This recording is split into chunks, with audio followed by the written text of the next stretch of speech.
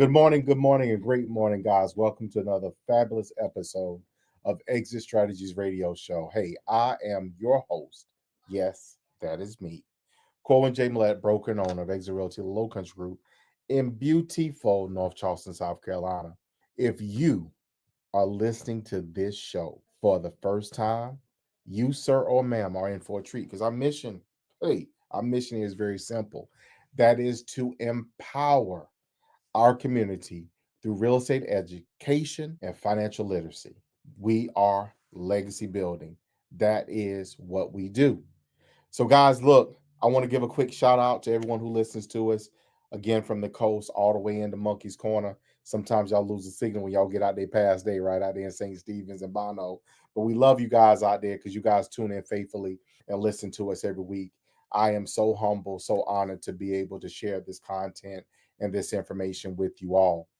For our listeners that tune in on our podcast, listen on our website, whatever application you're on today, guys, I want you to buckle in as well because we have a fabulous show. Now, for our local listeners, guys, look, we talk about this stuff every now and again, but I want you to know that today's guest, I want y'all to look here, if you got family property, okay, because you know we got it, right? You got family property. I want you to go right now. I want you to call your mom and them, and I want you to tell mom and them, I say, hey, turn on the radio and get a piece of paper and pencil or pen, and let's start taking notes because today we have none other than Eugene Gershman with us. Now, Eugene, look, hey, he's the man, but I'm going to tell you why he's the man. He's with giscompanies.co. He is the person to talk to when you want to introduce the conversation about developing your own property. His mantra is don't sell your land, develop it. And I'm so humbled to have him here on the show with us today. Eugene, how are you doing today? Excellent, Corwyn. Pleasure being here. Thanks for having me. That's an awesome intro. Love it. Well, thank you. Thank you. Look here, just so you know, I'm available for hire. So, so Eugene, you got a heck of a resume, and obviously we'll touch on some points of it. But if you don't mind, for our listeners, high level overview, who you are and what it is that you do. Sure. So I'm a real estate developer. Grew up in a construction family. My dad was a builder and he wanted me to follow in his footsteps, and I hated construction. I got my degree in economics and I started working at this little investment firm doing retirement plans. And I got bored, went back, got my MBA, still not wanting to do construction. And then my last year of my MBA, my dad calls me. He's, listen, I've got this deal, but I don't really know the numbers that well. You kind of know the numbers better than I do. Why don't you take a look at the numbers? I'm like, all right, fine, send it to me. So I look at the numbers, call back. I'm like, yeah, looks good. Looks interesting. He's awesome, awesome. Well, look, I've got this meeting coming up with these potential partners. And since the numbers, do you mind joining me at the meeting? So anyway, one thing after another, he lured me into this family business. And the last thing he told me after a series of meetings with these partners, he's like, man, only I wish I had somebody that I could trust. Fine, I got it. so so that was over 20 years ago. I joined the family business and I still didn't want to be a builder. And so we pivoted the company a little bit and we went into development. And as we went into development, we started doing some single family projects. We started developing some multifamily projects, mostly around here, Seattle area. The market crashed in 2008, 2009. And so we've been trying to pivot, figure out how to do things. We were scared buying new properties, buying new land. And the first deal that my dad lured me into the business with was a partnership with folks that had the property Mhm, and they wanted to develop it. So from there, this business model kind of evolved. mhm, And we said, look, we could keep buying properties and developing them ourselves. And we could do so much because we're still fairly small family business, or we could partner with folks that have the land and make that the business model. So that's exactly what happened. This way, it allows us to help folks go through the entitlement process, figure out the development path, and we focus on residential, multifamily, or single family. So we've done high end homes, we've done townhouses, we've done apartments, done condominiums. That's what we know. Not that I wouldn't be able to develop an office building. Nobody wants to develop office buildings anymore, right? But in theory, I could probably figure it out. But our focus has been on residential. So every time we talk to folks, a lot of times our phone rings because somebody went down the path of development and couldn't get the financing. They had enough money to hire the architect, and a couple engineers, and then they are getting close to getting their permit, and they call the bank, and the bank's, you need more equity, or you don't have any experience, or what the hell are you doing trying trying to Hmm. develop the property if you've never done it before? Hmm. So these are a lot of phone calls that we get. Once in a while, we actually start developing the project from like complete clean slate. Those are the most fun projects. I love that because we get to figure out, we get to do the research, we get to do everything the right way, as I like to describe. But yeah, so that's been the evolution of the business. Recently, over the last several months, we started this educational, promotional thing where we have so many conversations with our potential clients or partners, if you will. We do form partnerships about what development is, that we decided, why don't we just put all of this information out there on the internet for folks to learn from? And if somebody wants to do it themselves, great. I'd love to share the knowledge that I've accumulated over the last 20 years. And by no means I know everything. I know a little bit more than folks that haven't done it before. Sometimes it seems easy. And I hear this question or a comment a lot. Well, why can't I just hire an architect and hire a contractor and they'll build me what's been designed, and what's the big deal? There's a little bit more to it. But so here we are, hoping to teach, educate, provide as much value as possible. And if somebody wants to partner with us, we're happy to work together. So you guys started from, and for our listeners, guys, let's for a moment place this in context, and let's get around to quote unquote, if you will, that meat. Look here, so we're gonna push the mashed potatoes, we're gonna push the peas to the side, and we're gonna get this steak out here on this table and have this conversation.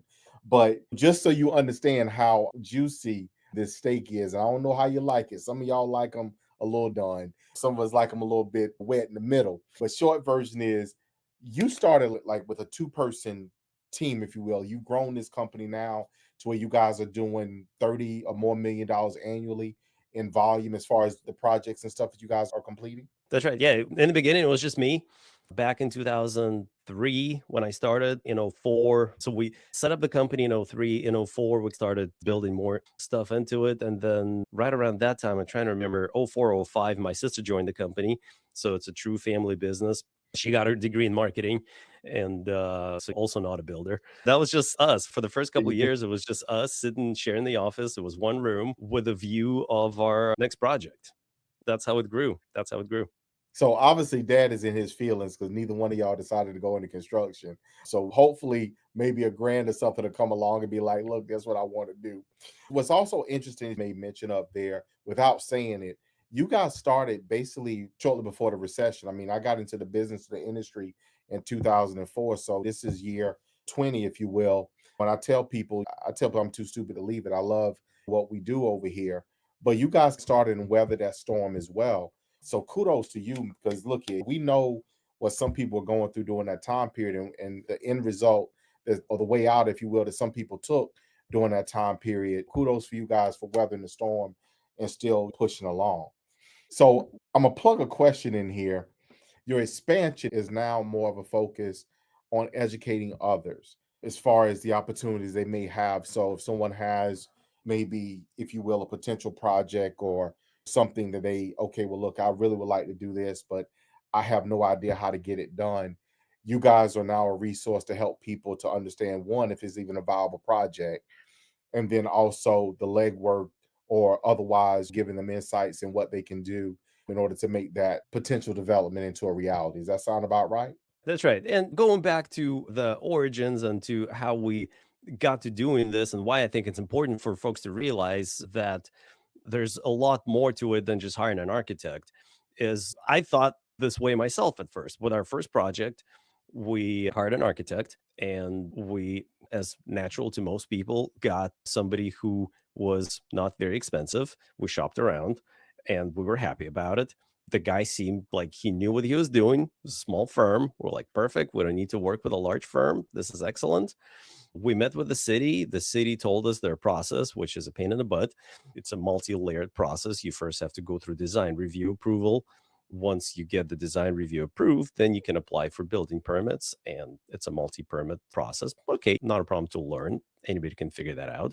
The very first thing that happens And that happened to me on that first project. And the first lesson that I learned is part of the design review process is a public notice. So the city sends out an email to the neighbors saying, hey, by the way, there's this project happening. I'm like, okay, well, whatever, no big deal. Everybody's going to be excited about this new project happening. And then the city schedules a public hearing. We're like, okay, well, we're happy to come in and answer questions. I was super relaxed. I wasn't even planning on talking. The architect was taking the lead on that. We show up there, and there's a mob of 50 people. And there happened to be a retirement community a block away. And every single grandma and grandpa who had nothing else to do showed up. And they were screaming and yelling and stomping, and they had nothing positive to say about what we're proposing. I'm like, what's happening here? Mhm. So that was my first, somebody took my head and just put me in dirt. Here you go. Here's your first experience. Like, look here, somebody just took a dirt pie and just and rubbed it in Right. your face. Yeah. And it's interesting. So, for our listeners, guys, I want you all to understand this is very normal. I work with a lot of developers locally, and they have these experiences. One of them had the experience several months ago on a project they were putting forward that the community came out and was just completely up in arms against it, against creating housing that would essentially be workforce housing to help people that live, work, otherwise serve the community to be able to afford to live there. People literally don't want it's NIMBYs, not in my backyard. I don't want this in my backyard. So they show up and they protest, they all up in arms about it. So as a developer and as someone who may be thinking about developing their own property, how do you approach that so you can hopefully work to avoid that kind of issue in the future? Well, the main thing I think is to release the information early and release it slowly and Mhm. let people warm up to the idea that something's happening. The challenge, people are usually get really scared when Mhm. something big happens to them very unexpectedly. People don't like And change. right, it's the first reaction. Oh my God, what's happening? No, we got to stop that. And they don't even realize that it's actually going to be good. We were dying laughing afterwards. It wasn't funny at the moment, but a couple of people said, your development is going to drop our property values. We're all going to lose value because of your construction here. And a couple of days later, we're like, what are they talking about? Their building is old. Our building is new. We're going to be selling, that was a condo development. We're going to be selling these new luxury condos for probably triple the price of what they're going for. If anything, it's going to raise their values. Like it just basic economics doesn't make sense. That's how people think. That's how they react. The main thing is don't shock them with this big splash, this big announcement. And what Mm, usually happens is you apply for a land use permit, and typically local newspapers, they monitor that stuff and they mm, pick it up and they write an article. And mhm, then inexperienced developers get a phone call from the reporter saying, hey, we just saw the permit application. Would you comment on it? And everybody's very excited to talk about it because mm, most people who haven't developed in the past and don't have experience talking to media, they're happy to share information and they talk to them.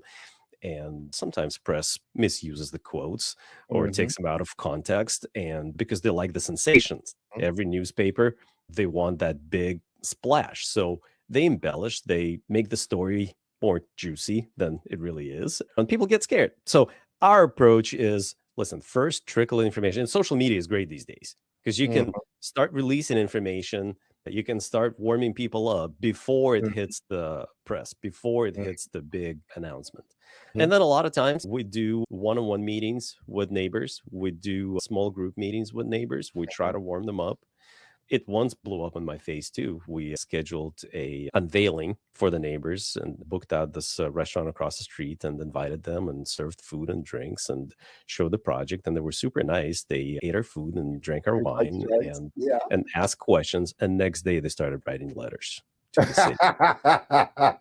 Like, God, people. So Yeah. there's push and pull, but you got to be careful with this. But yeah, the point I'm trying to make is there's a lot of work that goes in behind the scenes. Mhm. Average consumer, Eugene, doesn't know that and doesn't understand that. So oftentimes, I've heard this often. And so, a question as to how do you respond to this?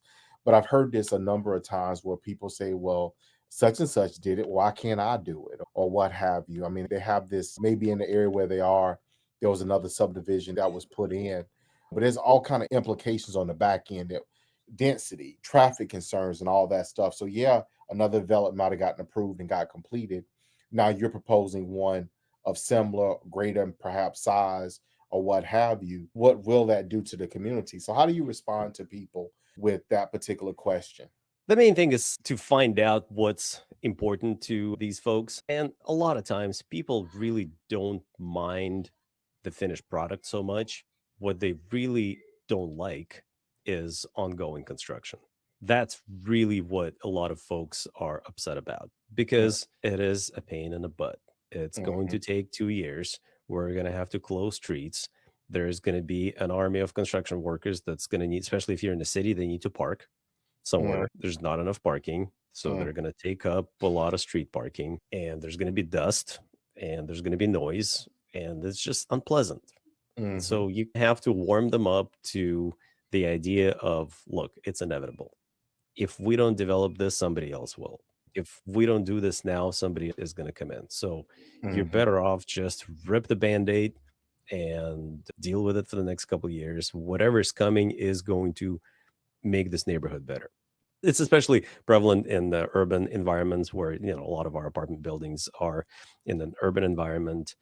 I've never seen people come back after the fact and say, this is the most hideous building I've ever seen. It's made the worst impact on this neighborhood. And the people who live there are complete assholes.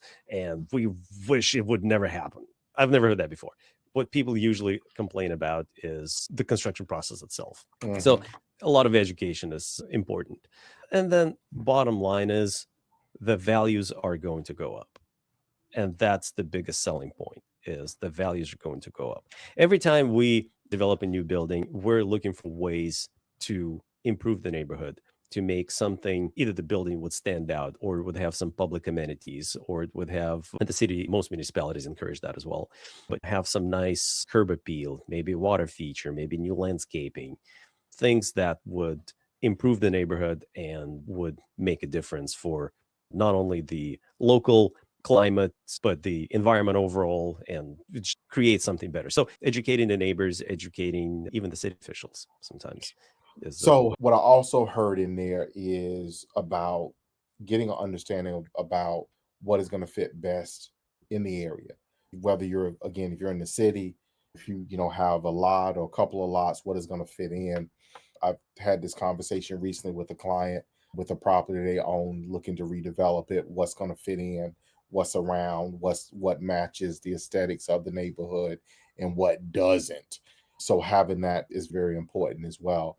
So, Eugene, if you don't mind, give us like, it sounds, I don't know how it's, to me, it sounds a little bit, crass, if you will.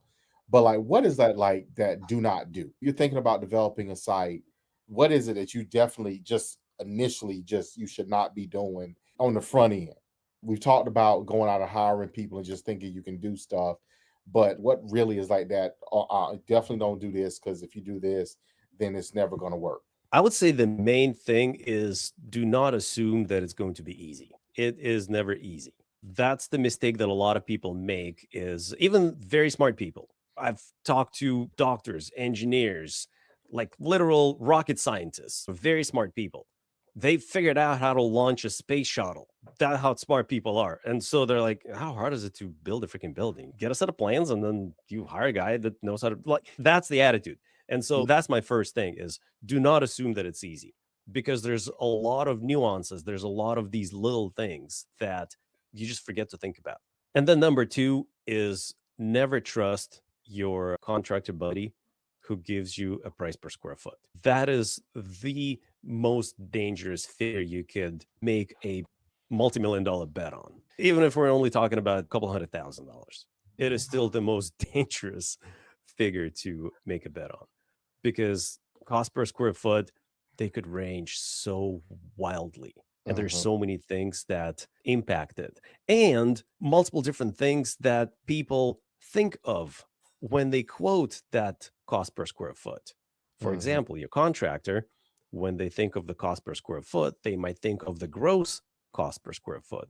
So they mhm, take the entire square footage of the building, including your parking, including your hallways, corridors, sometimes the roof deck if you have a roof deck, sometimes the lobby, things that are typically excluded when you calculate cost per square foot of a house. For example, common house, when we quote square footage, we exclude the size of the garage. One of the projects we built a few years ago was a very nice high end villa. It had two garages. One was detached, one was attached, total for 8 cars. Okay. And the client kept talking about the cost per square foot of that house. Well, if you exclude, I forget, 5,000 square feet of the garage space, Uh-huh. the house was large enough. But you see how that could skew your per square foot number. And a lot of times that get missed. So that's another thing that I would say, just don't do that. If you want to ballpark the cost of the building, talk to a contractor, give them some information, any information that they could use to ballpark on a high level the cost of construction. Just don't rely on that cost per square foot. It's very Mm. dangerous. So that is very interesting. And that's a whole nother animal. So, Eugene, we definitely gonna need to get you back on the show because I got some other questions here that I definitely am poised to ask. But as we wrap up today's show, if you don't mind, I want you to do two things. One, I want you to tell our listeners where they can reach you. Let's start with that. Where can people reach you with questions, get in contact with you or your team? So let's start with that. Absolutely. giscompanies.co. That's our web address. There's a form to get in touch with us. There's a form to sign up for our newsletters. Please visit the website. I also have a personal blog, which is privateequity.dev, privateequity.dev. And that's my blog where I talk about investing in real estate, investing in private equity, and everything that has to do with development and construction and investments. Awesomeness. Awesome. Awesome. So the next thing I'm gonna ask you, I call this kind of like that mic drop, that hindsight. If I could do this thing all over again, what would I have done differently? Question.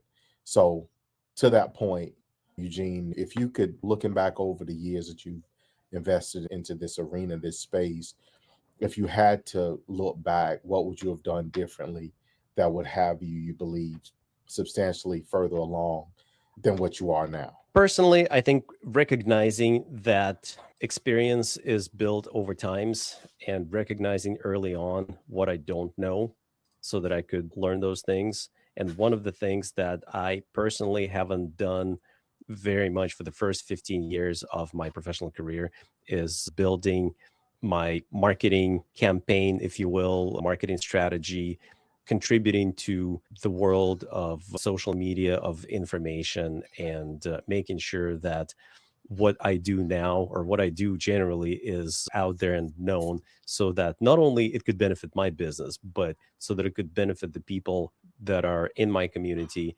and educate them. Because what I do is easy to replicate. My business model, I'm not building a space shuttle, I'm not building a satellite system, I'm not building, I was just listening to a podcast about Neuralink, nothing like that. It's nothing crazy. But what I do could be done by anybody. And what is important for folks to realize is that when they have a piece of property, even if they decide to just exit, sell it, get rid of it, there's still going to be a pot of cash left over that needs to be invested somewhere. And so, what I'm trying to educate people is that you could have your property invested just the same way you could have your cash invested and let it multiply at a better rate. And so, that's what I'm on a mission to do. And that's why I'm saying don't sell your land, develop it. It's Mm. just an investment. You can convert your active investment into a passive investment. And there's multiple tax strategies to be dealt with, but that's also a conversation for a different show. Yeah, definitely. That is awesome. Eugene, I appreciate you taking time out of your busy schedule to be on with us today. For our listeners, guys, look, y'all got some great information today. I want you to one check out the website because Eugene, I've been all over your website. I love it. I love some of the projects and the stuff that you guys have done and are doing. So for our listeners, guys, please take a look because this is how you quote unquote change the narrative, how you impact not only you but your family, quote unquote. This is your legacy piece. So please do not miss the opportunity to strategize, formulate, create, and then manage a different legacy than that what you have thus far. So Eugene, I want to thank you again for the bottom of my heart, man, for being on the show with us today, for being a part of the Exit Strategies Radio Show family. I really appreciate your time. Corwyn, thank you very much. Thank you for being a great host. Awesome. Our listeners, guys, y'all know how I feel. Y'all know what I say. Y'all know I always put the two of those things together and I give it to you this way, which is to tell you I love you. I love you. I love you. And we're going to see you guys out there in those streets.